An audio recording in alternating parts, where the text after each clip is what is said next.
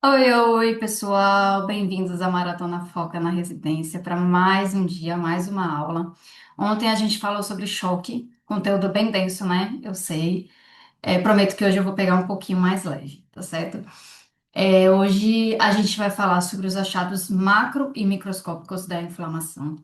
E eu quero que vocês saiam, desses 3 dias com clareza, né? Com clareza de que é possível a gente colocar uma metodologia nos nossos estudos, né? Seguir uma ordem e chegar no momento da prova muito mais preparado, tá certo? Então, vamos lá. Bom, primeiro a gente precisa entender esse conceito de inflamação, né? O que que é esse processo que acontece no organismo? A inflamação é uma resposta dos tecidos vascularizados a infecções e tecidos lesados. Consiste em recrutar células e moléculas de defesa na circulação do hospedeiro para os locais onde são necessárias, né? Onde essas moléculas e células vão ter uma importância muito grande em defender o organismo com essa finalidade de eliminar o agente agressor, uma bactéria, um vírus, um agente traumático, tá?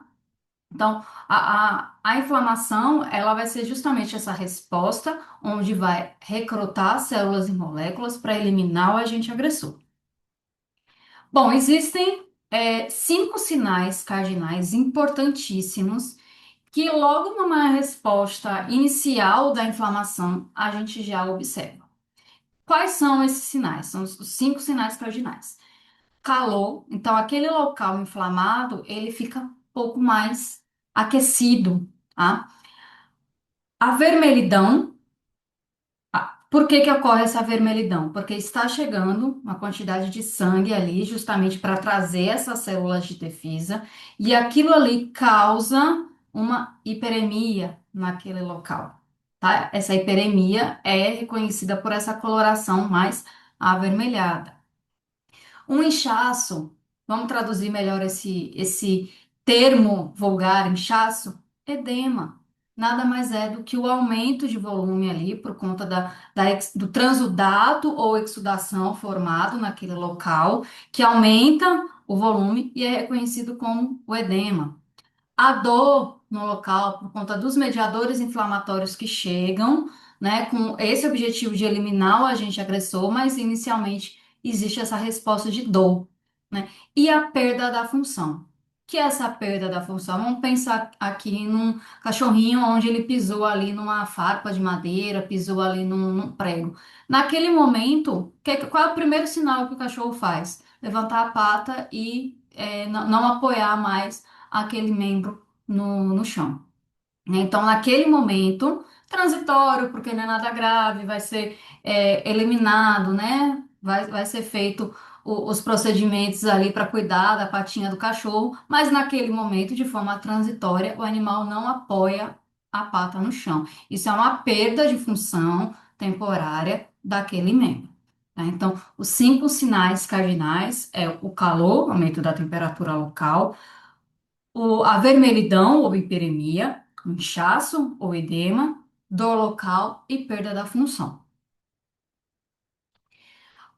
Existem inúmeros mediadores inflamatórios que vão agir dentro desse processo inflamatório como um todo, ali inicialmente na inflamação aguda e depois também numa fase crônica da inflamação, eles vão se fazer presentes e cada um tem uma função importante ali, né? Então a gente tem as aminas vasoativas, principalmente histamina e serotonina, que vão ter uma função de fazer a vasodilatação e aumento da permeabilidade vascular. Então, é o primeiro passo ali que acontece na inflamação. É por isso que a gente tem os 5 sinais cardinais, que começa com o aumento de a vermelhidão, a hiperemia local e o inchaço local. Isso acontece por conta da vasodilatação, então o vaso dilata, chega uma maior quantidade de sangue, e aí a gente observa a hiperemia, e por conta do vaso dilatar e existir ali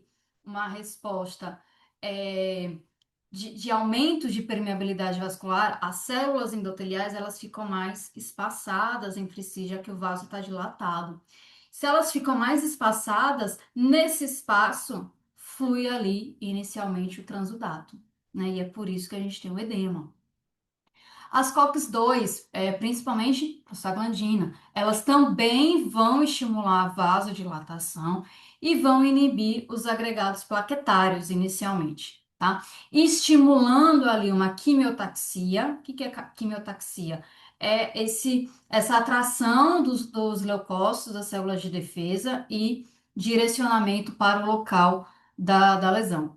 Dor, né? Lembra dos sinais cardinais? Então, a dor que ela se faz presente por conta desse mediador inflamatório, que ele tem uma importância, né, em outros sentidos, como o que eu estou dizendo de vasodilatação e inibição de agregação plaquetária, mas ela estimula a dor nesse indivíduo, tá? E também a febre, tá? Por isso que em algumas inflamações mais sistêmicas, o indivíduo responde com aumento da temperatura corporal.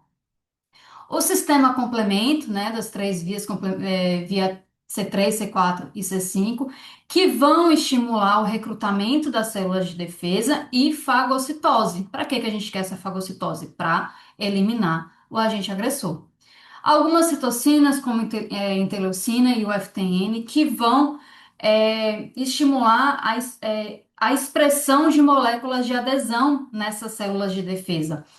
A gente vai ver mais para frente que o leucócito ele precisa aderir à parede do vaso para poder migrar e chegar ao local em que ele vai atuar, debelando o agente.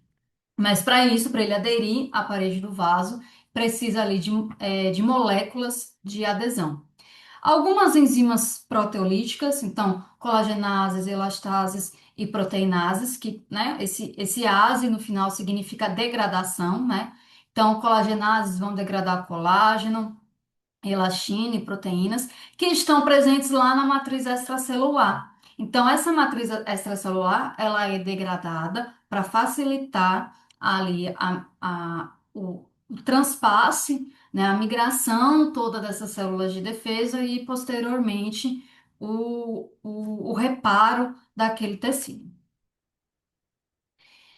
Então, inicialmente, no processo inflamatório, e aí esse subtende-se agudo, né? Porque é o que está iniciando a inflamação, a gente vai ter ali alguns fenômenos vasculares, ou seja, aqueles que acontecem dentro da microvasculatura, né? E eles são estimulados por mediadores inflamatórios que vão induzir essas mudanças na microvasculatura, levando a alguns fenômenos, que são principalmente aqueles que resultam nos cinco sinais cardinais. Então, ocorre ali a vasodilatação, vasodilata, aumenta o fluxo sanguíneo, né, chegada de sangue naquele local. E para que quer mais sangue naquele local? Para que esse sangue tragam os mediadores inflamatórios e também as células de defesa. No momento em que ocorre a vasodilatação e o aumento do fluxo sanguíneo, é que a gente observa o calor, né, ou rubor e congestão, né, ou também a hiperemia. Apesar de chegar mais sangue, né, uma quantidade maior de sangue naquele tecido, como ocorreu a vasodilatação, a velocidade do fluxo está mais lenta. Então, chega muito sangue, mas corre numa velocidade lenta, tá? E é aí que a gente também vai observar essa congestão ali presente. Essa vasodilatação, como eu expliquei, ela resulta no espaçamento entre as células, entre o endotélio vascular. E isso demonstra, né, resulta no aumento da permeabilidade vascular. Por que permeabilidade? Porque passa por esse endotélio o plasma, né, o conteúdo plasmático e também o exudato. Inicialmente, há um transudato que ele é mais pobre em proteínas e células, mas de acordo com a evolução daquela inflamação, a gente vai ter a formação do exudato, onde ocorre uma maior quantidade de proteínas que extravasa e também células, tá? Células de defesa. Então, ó, esses fenômenos vasculares, eles estão demonstrados aqui nessa figura. A gente tem um vaso normal, tá? Perceba que é o diâmetro do vaso normal, as células de defesa, tá? É, percorrendo ali o interior desse vaso, tá certo? E aí, quando a gente tem um processo inflamatório acontecendo, ocorre a vasodilatação, tá? Então, aumenta aqui a quantidade de células que chega para esse vaso. E esses leucócitos aqui, eles vão migrar, eles vão sair de dentro do vaso, transpassar a membrana basal, migrar por entre a matriz extracelular e chegar no local de interesse para eliminar aquele agente. Conforme isso vai evoluindo, né, mais células de defesa vão passando e as células de defesa também mudam, né? Então, inicialmente, numa fase aguda da inflamação, os principais soldadinhos que vão aqui transpassar, fazer esse movimento, são os neutrófilos. Conforme a inflamação ela vai se tornando mais crônica, mais persistente, aí vem uma segunda linha de defesa, que são os macrófagos. Mas o processo, né, é o mesmo. Vasodilatação, imigração, quimiotaxia, né? Imigração dessas células de defesa. A partir do momento em que ocorreu esses fenômenos vasculares, a gente vai partir agora para fenômenos celulares. Então, já ocorreu toda aquela transformação dentro do vaso e agora vai ser a ação das células de defesa, tá? Esses fenômenos celulares, eles são caracterizados principalmente pelo recrutamento de leucócitos, tá? Inicialmente os neutrófilos e depois, conforme vai havendo a progressão, os macrófagos. Qual é a finalidade de recrutar esses leucócitos? Eles fagocitarem o agente e eliminarem esse agente agressor, tá? Todo esse processo, ele é controlado por quimiocinas, né? São mediadores ali inflamatórios que vão controlando e orientando através de sinalização bioquímica como esses leucócitos vão chegar ao sítio. E esse processo, ele é dividido ali em três grandes fases, tá? A primeira delas é a adesão desse leucócito. Como que ocorre essa adesão? Então, aqui, ó, a gente tem o interior do vaso sanguíneo, tá? E aqui o meio extravascular, tá? Fora do vaso, onde existe ali, vamos supor, uma bactéria, né, que está estimulando essa inflamação. O leucócito normal, né, sem o processo inflamatório, ele está circulando no eixo mais central desse vaso, tá? Conforme ocorre a sinalização para um processo inflamatório, ele faz a marginalização. O que é isso? Ele sai do centro do vaso e vai para uma região mais periférica, mais encostadinha ali ao endotélio. E ali ele faz um movimento de rolamento. Esse movimento de rolamento acontece através das selectinas e integrinas.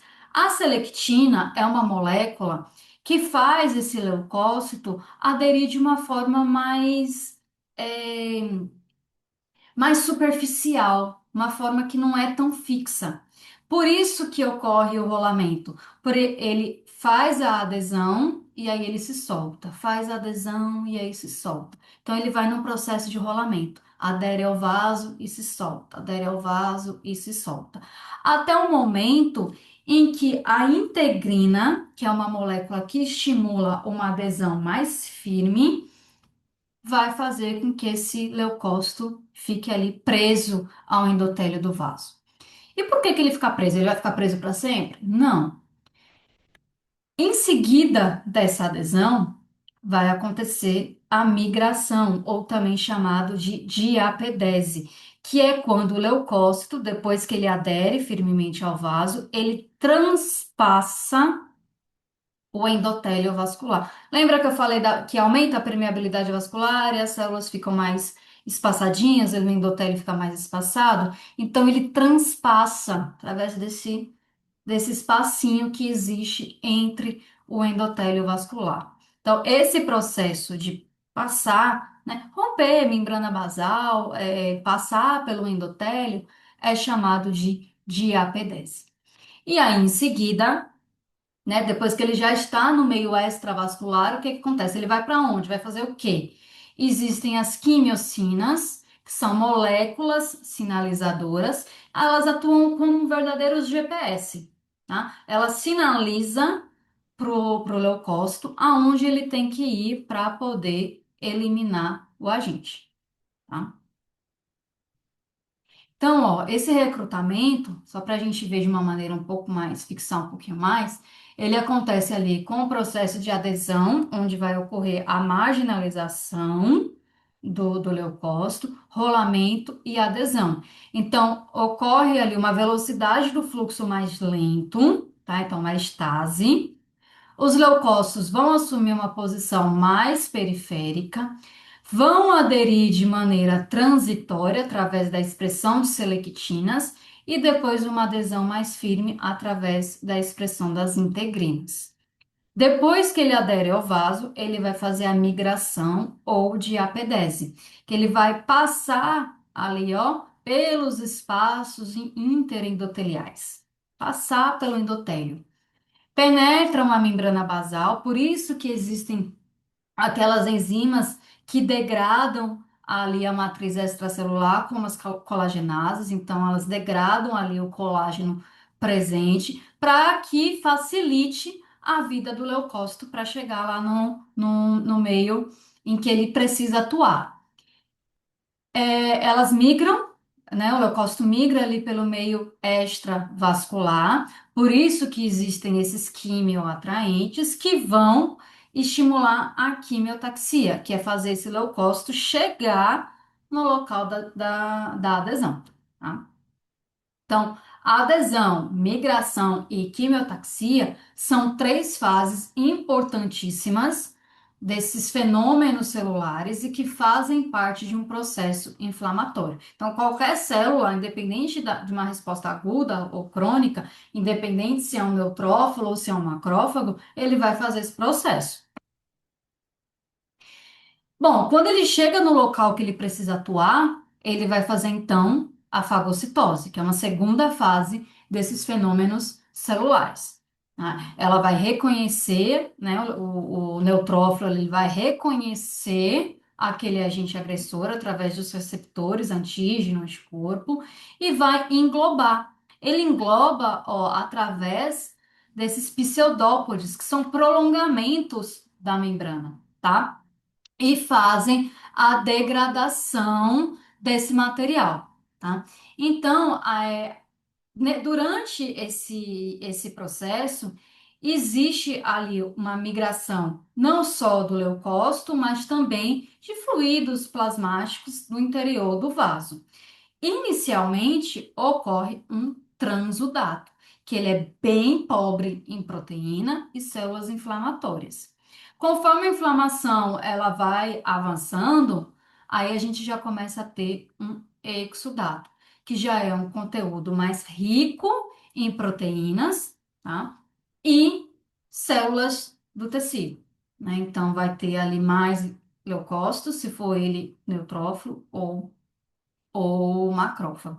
E a gente observa isso desde lesões mais simples, né? Então, ali vamos imaginar, vou trazer o exemplo do cachorrinho que pisou ali numa farpa ou num prego. Vai existir todo esse processo acontecendo ali na extremidade do dígito desse animal, mas também pode acontecer em algo um pouco mais grave, né?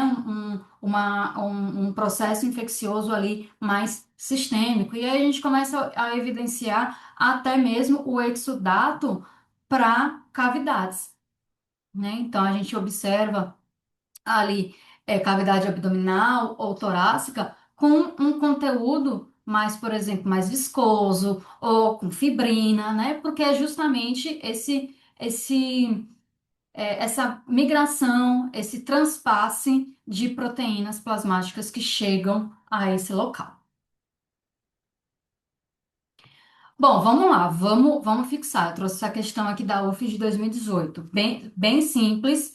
Vocês vão ver que a maior parte das questões acabam cobrando esses conceitos em relação aos fenômenos, né? Sejam eles vasculares ou celulares, e o que que acontece em cada um.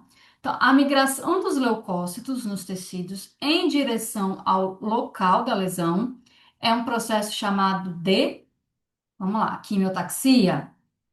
Pode ser, né? Quimiocina, não, quimiocina é a molécula que vai atrair, mas não é o nome do processo. Fagocitose é a fase mais tardia. Depois que ele chega no local da lesão, ele vai fagocitar o agente agressor.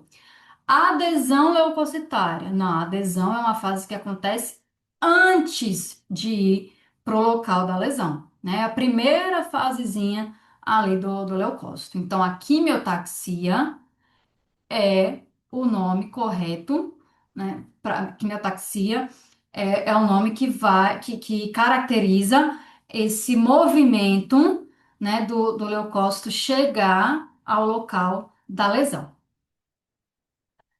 Bom, existem alguns padrões morfológicos da inflamação, que a gente divide em inflamação aguda e crônica. Na inflamação aguda, a gente tem três tipos principais, que foi o que eu trouxe aqui para vocês, tá? Serosa, na inflamação serosa, inflamação catarral e inflamação purulenta ou supurativa. Qual a diferença, né, entre cada uma delas? Numa inflamação serosa, deixa eu trocar aqui o nosso apontado. Numa inflamação serosa, existe um transpasse de pouquíssimas células inflamatórias para esse local. O que mais vai passar é esse fluido plasmático, tá? Tanto que a gente observa um conteúdo macroscópico, um conteúdo claro, né? Bem seroso, bem fluido. Aqui, ó. Ele é tão seroso, tão suave que a gente quase não percebe, né? Então aqui é um gatinho com uma conjuntivite aqui. Aqui tem um pouquinho desse transudato que aconteceu ali, tá? Demonstrando o início da inflamação. Lembrando que isso pode evoluir, tá? Então, se a gente tem aqui inicialmente uma conjuntivite serosa, se não tratado, se tiver infecções secundárias, isso pode evoluir para uma inflamação supurativa, tá?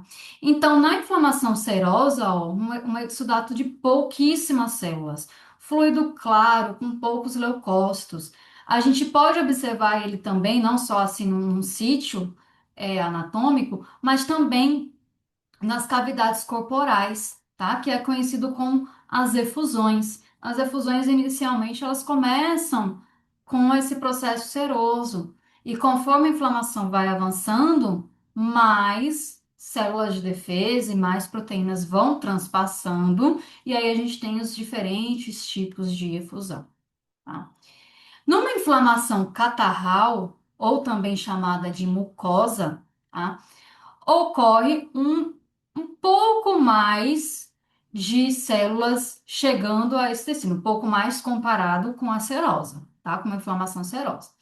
O exudato que é produzido, ele é mais viscoso, ele tem uma grande quantidade de muco, tá? Se a gente observa isso daqui microscopicamente, é um conteúdo é, de mucina, um pouco mais tendendo ao anfofílico, tá? No histológico. Tá? A coloração, ela é variável, tá? E a celularidade também. Só que ela tem um pouquinho mais de celularidade comparado à serosa. Tá? Vamos avançando aqui. Vamos lá, ó. Vamos para essa questão aqui, ó. A inflamação serosa, ou seja, aquela do gatinho com a conjuntivite, é a terminologia utilizada para descrever o padrão inflamatório que apresenta extravasamento ou acúmulo de fluidos com baixa concentração de proteínas plasmáticas e número de leucócitos variando de baixo a nulo. Será que essa alternativa é a correta? Vamos ler as outras? Secreção ou acúmulo de fluido gelatinoso denso. A gente acabou de ver que isso é a inflamação mucosa ou catarral. Mas vamos continuar lendo. Que contém muco abundante e mucinas da membrana mucosa. Então, aqui ele está, essa alternativa ela está descrevendo uma inflamação mucosa e não serosa. Acúmulos de fluidos com alta concentração de proteínas. Não, né? A gente viu que a serosa tem justamente essa pouca quantidade, pouquíssima quantidade de proteínas extravasadas.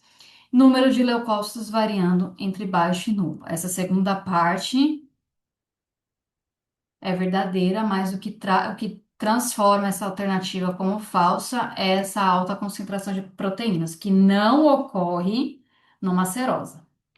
Acúmulo de fluidos com alta concentração de proteínas. Já vimos que isso aqui não ocorre.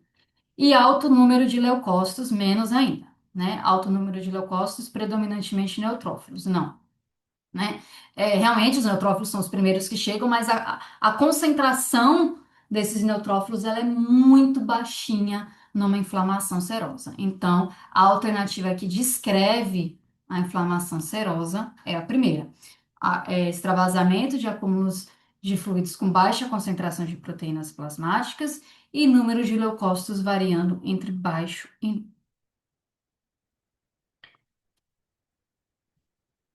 E aí a gente vem para um terceiro tipo de inflamação aguda, né, padrão de inflamação aguda, que é a purulenta, que é a que a gente acaba, né, mais observando aí na nossa rotina. Então, ó, percebam que é um pulmão com abscesso, né, quando a gente fez o corte aqui, ó, foi bastante quantidade de conteúdo purulento, pus, tá? Pus. Aqui, ó, útero com piometro, ó, grande quantidade de conteúdo purulento. Aqui também na musculatura, ó, realizou o corte, ó, grande quantidade de pus aqui fluindo. Aqui no fígado e aqui também abscessos menores, né, comparados a esse, mas abscessos também pulmonares, tá? Percebam que esse conteúdo purulento, ele é liquefeito, né? Lembra aí o leite condensado, né? Fazendo analogia aí com alimentos. Ele é um conteúdo bem fluido, tá? Quando a gente faz o corte da região acometida, esse pus ele flui, tá? Todas as vezes que a gente falar de uma inflamação purulenta, a gente está falando de pus e a gente está falando de um exudato riquíssimo, riquíssimo em neutrófilos, tá? Aqui a gente já tem exudato, não é mais um transudato, não. É exudato e purulento, tá? A gente tem aqui, ó, bactérias biogênicas atuando aí em cada um desses locais, tá? Podem estar mais restritos, né, formando de fato um abscesso, né, que ele faz um certo encapsulamento desse material, tá? Mas quando a gente corta, ó, o material flui, o pus ele flui.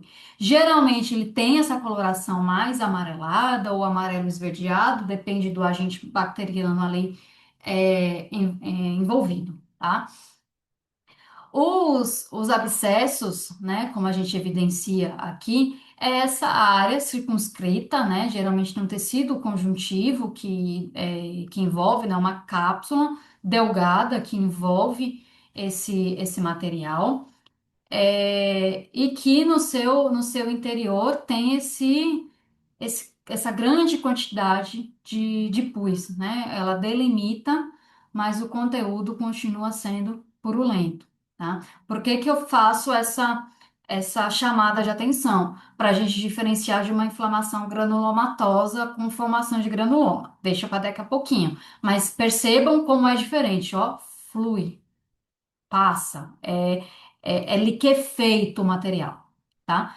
Fleimão ou flegmão é uma inflamação difusa, tá? Ela se espalha, com uma tendência até de se infiltrar no tecido conjuntivo, né? Geralmente ela acontece ali de subcutâneo, infiltrando musculatura e pode chegar até o tecido conjuntivo e ela não delimita, então não tem uma membrana como tem no abscesso ali que delimita a região. Realmente é uma inflamação que ela vai infiltrando, tá? Então não forma essa membrana chamada de membrana piogênica.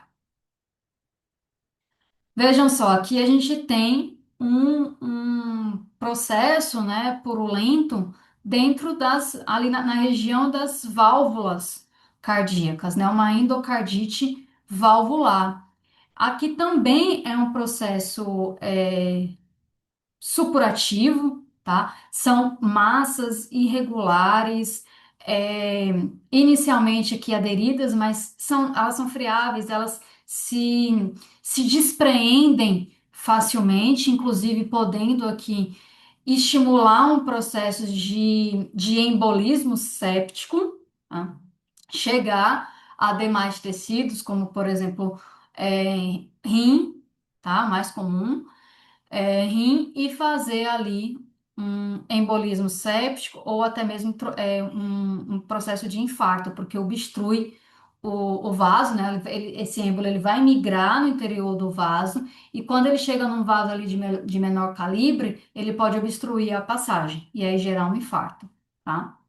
É muito comum a endocardite fazer esse processo de embolismo e infarto nos rins. Então, é algo que deve ter uma importância muito grande, tá? A gente tem que ter uma atenção muito grande com esses sítios de inflamação purulenta, porque eles podem chegar na corrente sanguínea e favorecer, né, a disseminação desses agentes bacterianos em outros órgãos, em outros sítios. E lá na microscopia, independente de qual seja o sítio anatômico acometido, o que a gente vai ver numa inflamação purulenta ou supurativa são neutrófilos. São as principais células que a gente vai observar, tá? Até porque por a gente estar falando de um processo agudo, os neutrófilos são os primeiros soldados que chegam para debelar aquele processo infeccioso. O pus, né, que é o que a gente observa macroscopicamente lá, aquele material liquefeito, quando a gente vê lá na histologia, é esse material com necrose, com células necróticas, com debris celulares, com formação de edema e muitos neutrófilos. Então, ó, lembra do pulmão? O abscesso, quando a gente corta, flui aquele material purulento, né? Pus, na histologia é isso aqui, tá? Aqui são os alvéolos pulmonares, tá?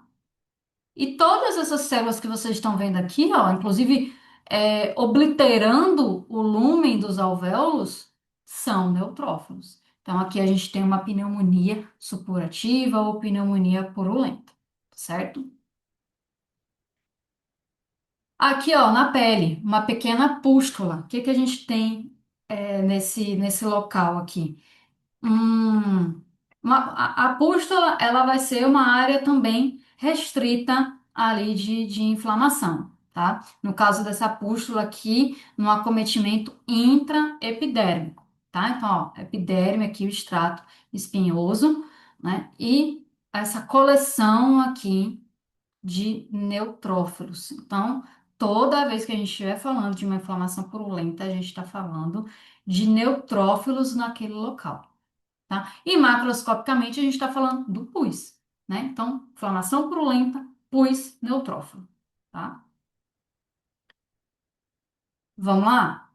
Uma questão da Universidade Federal de Pernambuco, de 2014. Exudato purulento indica, ó, já sinalizei para vocês, hein? Intenso processo inflamatório com necrose tecidual.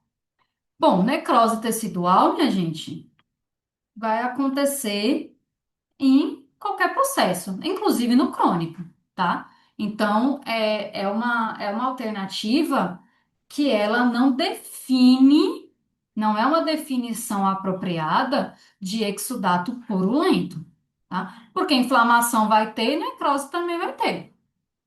Intenso processo inflamatório com necrose e neutrófilos. Opa, aqui a gente já pode ter algo um pouco mais é, conceitual de um exudato purulento. Tem o processo inflamatório acontecendo, tem necrose e tem neutrófilos. Hipoproteinemia severa. O que que acontece aqui? É, é uma questão que ela está confundindo conceitos.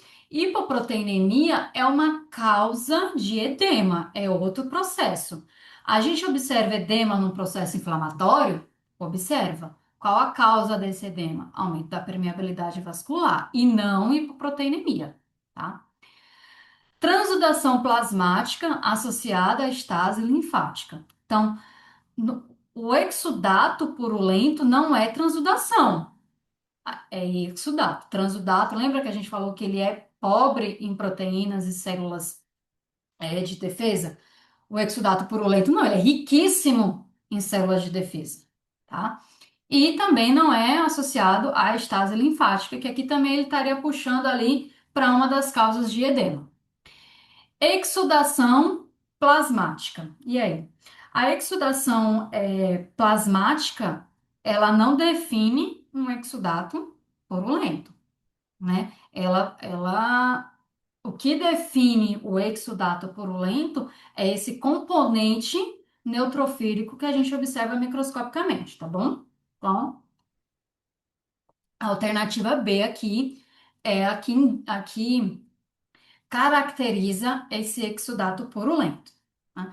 Percebam, minha gente, que as questões elas são muito mais conceituais e que elas acabam trazendo essa confusão de conceitos. Se a gente não tem um conceito ali bem definido na nossa cabeça do que é uma inflamação, do que é um edema, do que é transudato, do que é exudato, a gente chega lá na prova e acaba se prejudicando, né? Então, entender esses conceitos é muito importante. E aí é por isso que eu já falei na aula anterior para vocês, e aí eu trago aqui para vocês de novo. A gente está com um banco de questão, são 250 questões, tanto de patologia geral, trazendo esse tópico de inflamação também, e patologia veterinária. Então, todos os sistemas do indivíduo estão ali e a gente traz questões sobre cada um desses sistemas.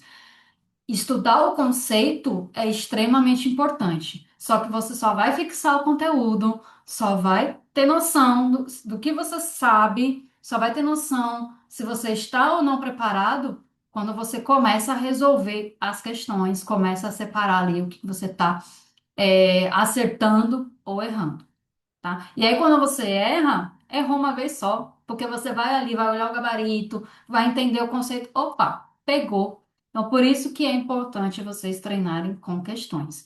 O link desse banco de questões, eu vou deixar aqui na descrição do vídeo.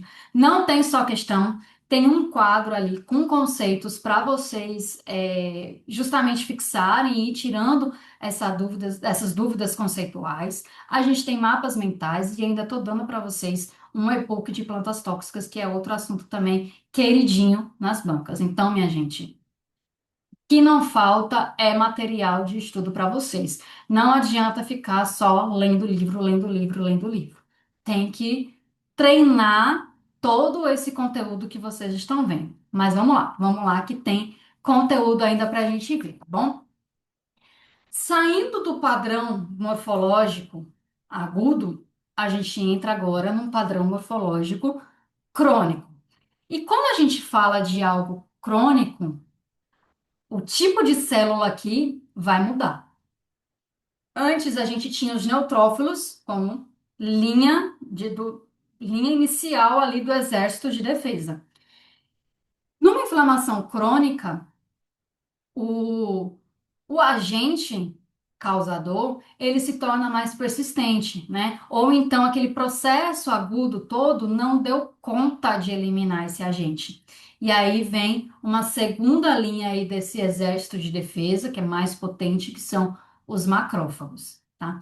E numa inflamação crônica, a gente já tem ali uma relação muito importante dos macrófagos com os linfócitos. Eles fazem uma conversa entre si.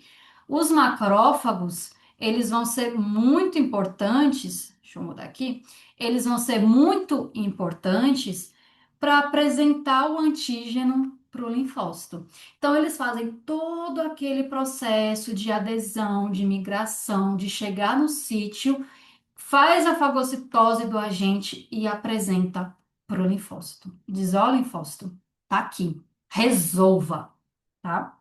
Então, eles têm essa relação que é de extrema importância. Existem dois tipos de macrófagos, tá? Que a ativação deles ocorre de maneiras diferentes, por isso que a gente classifica como dois tipos de macrófagos, que são os macrófagos M1, ativados por uma via clássica, e os macrófagos M1 são esses que vão fagocitar, né, o agente causador, né, e apresentar para o linfócito, são eles que vão estimular o processo inflamatório, tá? Já os macrófagos tipo 2, eles são ativados pela via alternativa e eles já vão ter uma importância no reparo. Porque na inflamação crônica, o dano tecidual ele é muito maior comparado a uma inflamação aguda, tá? O dano tecidual, ruptura de membrana basal, destruição de matriz extracelular é muito maior. A necrose que acontece ali associada à inflamação crônica, ela é muito maior, tá? Então, precisa haver um reparo desse tecido, né? Seja por cicatrização, por deposição de tecido conjuntivo, tem que haver esse reparo. E aí, os macrófagos tipo 2 vão estimular a síntese de colágeno para ocorrer o reparo, tá? Então, durante um processo crônico, de uma inflamação crônica, vai ocorrer a inflamação propriamente dita, né, onde os macrófagos estão ali atuando e debelando, com todos aqueles sinais cardinais, com muita lesão tecidual, tá? E também a tentativa de reparo. Tudo isso acontecendo junto, misturado, tá?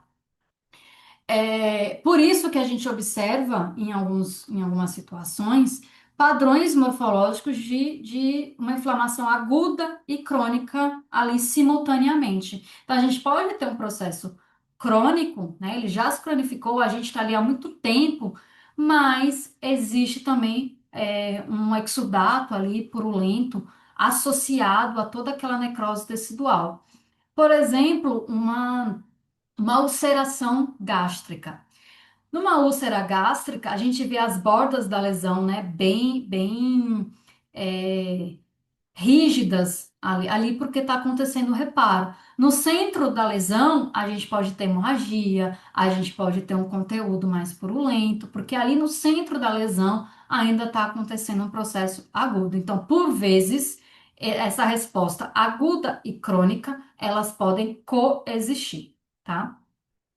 Essa inflamação crônica, ela tem uma duração prolongada, tá? Quando a gente fala de inflamação crônica, a gente está falando de algo aí que persiste por semanas, meses, tá? Se a gente pensar em doenças sistêmicas, então, por exemplo, a neoplasia, doenças autoimunes, são patologias que estimulam uma resposta crônica. Quando a resposta, ela acontece quando a resposta inflamatória aguda não consegue eliminar o agente agressor, tá? Ou quando essas infecções são persistentes ou permanecem ali latentes, tá? Como eu disse a vocês, destruição tecidual e necrose muito maior, né? Muito mais exuberante do que na inflamação aguda. Bom, a inflamação granulomatosa, que é o principal exemplo de inflamação crônica, é um exemplo de inflamação que é caracterizada por uma coleção de macrófagos ativos, macrófagos que estão ali fagocitando e eliminando a gente. Existem também linfócitos, tá? Pode existir neutrófilos e estão associadas a uma necrose e mineralização central, né? Isso daqui, esse aspecto, caracteriza um granuloma, tá? Mas a gente vai ver que nem toda inflamação granulomatosa forma de fato um granuloma. Uma inflamação granulomatosa, ela é caracterizada por essa associação de macrófagos, linfócitos e a necrose, tá? O exemplo mais comum de uma inflamação granulomatosa é a tuberculose. Então, aqui é um pulmão de um bovino, onde a gente tem o característico a característica formação de um granuloma. Perceba que tem um tecido aqui, ó, conjuntivo, tá? E aqui dentro, né, macroscopicamente, a gente vê um material caseoso. Então, a inflamação que acontece aqui é uma inflamação caseosa. O material aqui, ele é muito mais denso. Lembra que eu mostrei a fotinho do pulmão com aquele abscesso que o pus ele fluía? Aqui não. Aqui a gente faz o corte do material do granuloma e o material ele fica ali condensado, né? Fixo. Essa é bem característica de uma inflamação caseosa. Isso daqui, microscopicamente, é isso aqui, tá? Percebam que existe uma destruição tecidual tão grande que nesse corte aqui, né, nesse local em que a gente fez a foto, a gente não consegue nem perceber que é um pulmão, né? Porque a necrose tecidual ela é muito grande. E ó, a gente tem aqui essa composição aqui mais basofílica, nada mais é do que a mineralização. É uma mineralização central, a necrose caseosa, essa região mais eosinofílica, isso aqui, tá? E aqui adjacente a gente tem um conjunto de células de defesa, principalmente macrófagos. E a gente vê, ó, já nesse aumento, os macrófagos aqui, ó, que estão bem maiores. A gente vai entender o que eles representam. Mas, ó, a gente já percebe que existe aqui um componente celular, principalmente macrófagos, e adjacente aqui, ó, um tecido conjuntivo que engloba, que fecha tudo isso. Então, isso aqui é a caracterização de um granuloma, tá? Um granuloma tuberculoso, tá? Que é característico de uma inflamação granulomatosa. Esses macrófagos que a gente viu aqui, eles são tão potentes em conter, né, o agente agressor, que eles mudam a sua conformação. Eles podem se tornar células epitelioides. Epitelioides, porque se assemelham, oides, se assemelham à célula epitelial. São macrófagos que têm um citoplasma grande, bem grande, justamente para poder potencializar a eliminação do agente agressor. Existem macrófagos também, ó, esse aqui, ó, é um macrófago que a gente chama ele de células gigantes multinucleadas. É quando os macrófagos eles se unem, né? Unidos venceremos, eles se unem, fundem o seu citoplasma e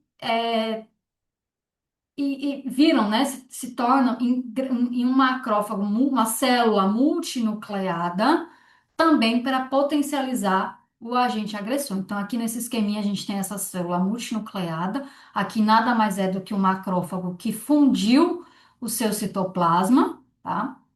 E aí eles se tornam essas células bastante volumosas e com múltiplos núcleos. E o macrófago epitelioide, que é esse macrófago que tem aí um grande citoplasma, tá? Os granulomas formados, eles podem ser denominados granulomas de corpo estranho, então quando tem um material inerte ali, como fios de sutura, talco, que pode acabar estimulando essa resposta crônica, tá? E aí tem essa questão de ser crônica, porque esse material, essa partícula do talco, esse fio de sutura, o macrófago ele não consegue englobar essa partícula, é uma partícula muito grande. tá? Então, eles vão circundando esse material, né, essa partícula, e vão realmente formando um granuloma ao redor desse material.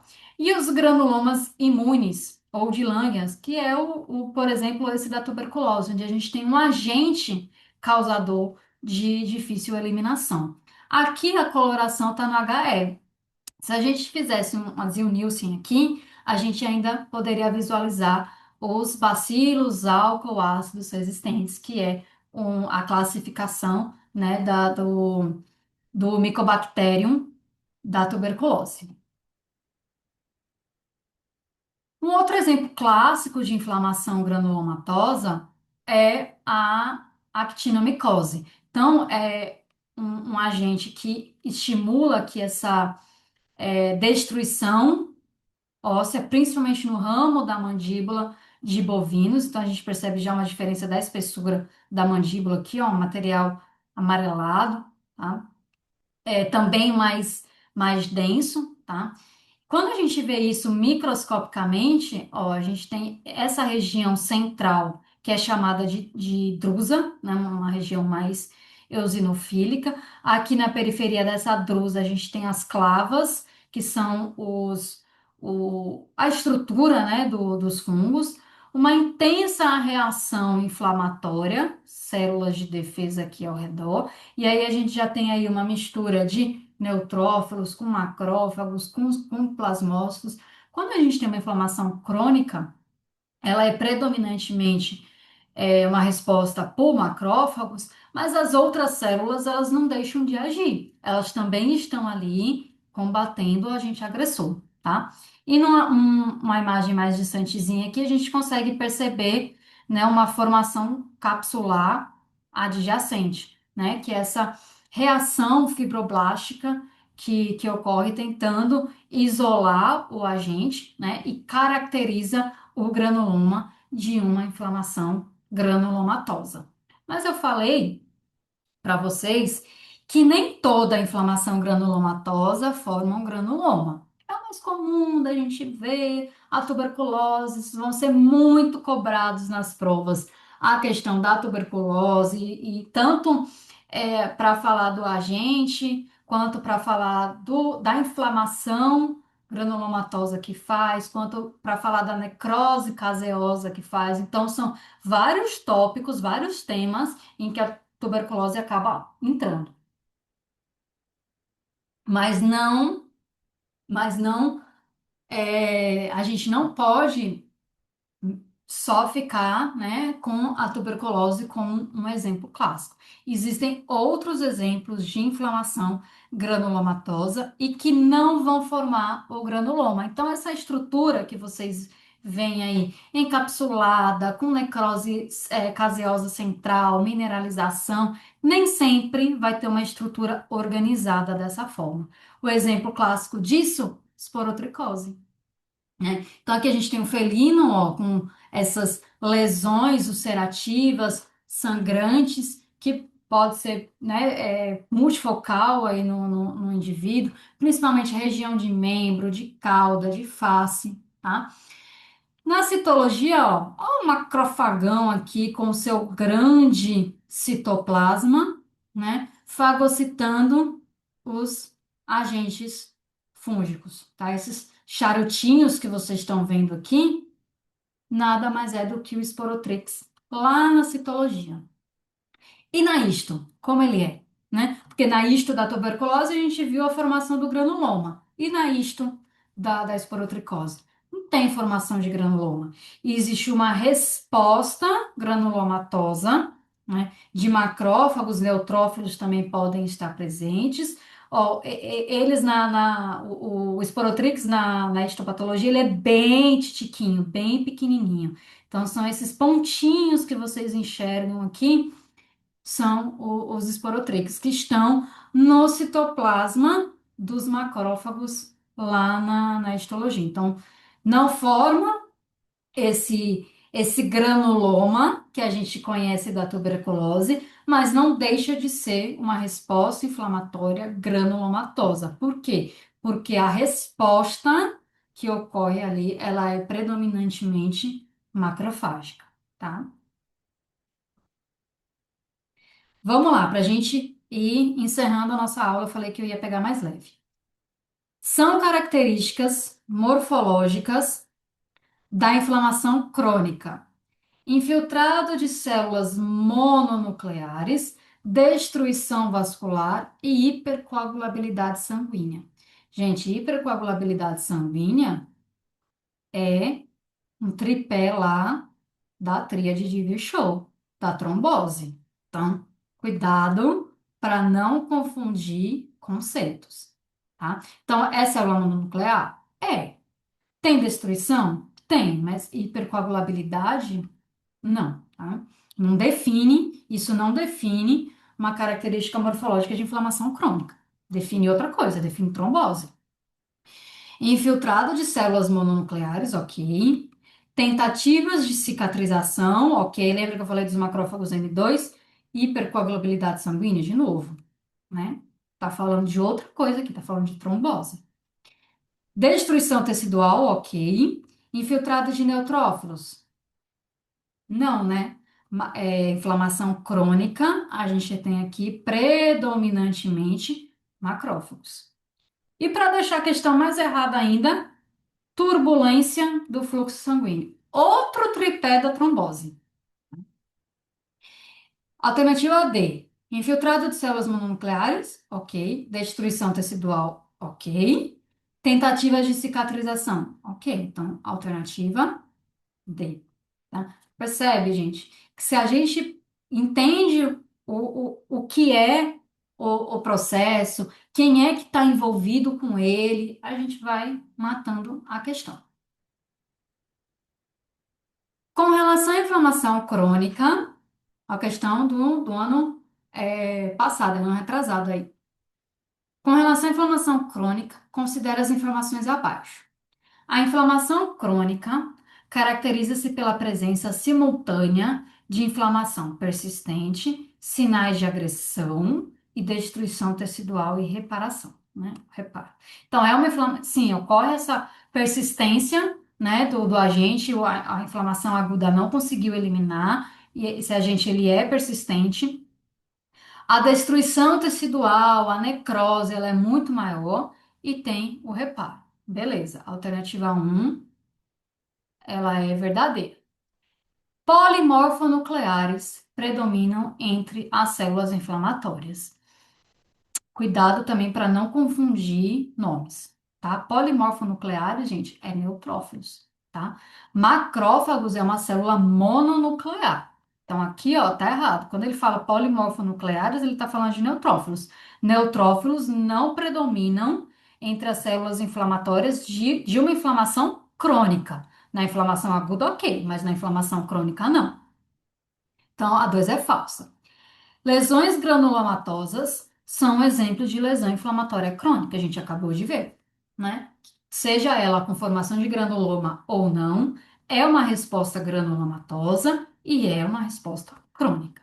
Então, a 3 também é uma alternativa verdadeira. Então, a gente marca aqui, ó, letra D, tá? Percebe, gente? Quanto mais a gente entende os conceitos, a gente consegue perceber que é que a alternativa está querendo da gente. E é questão fácil, gente. Questão tranquila para vocês, ó, matarem a pau aí, não ter problema, tá?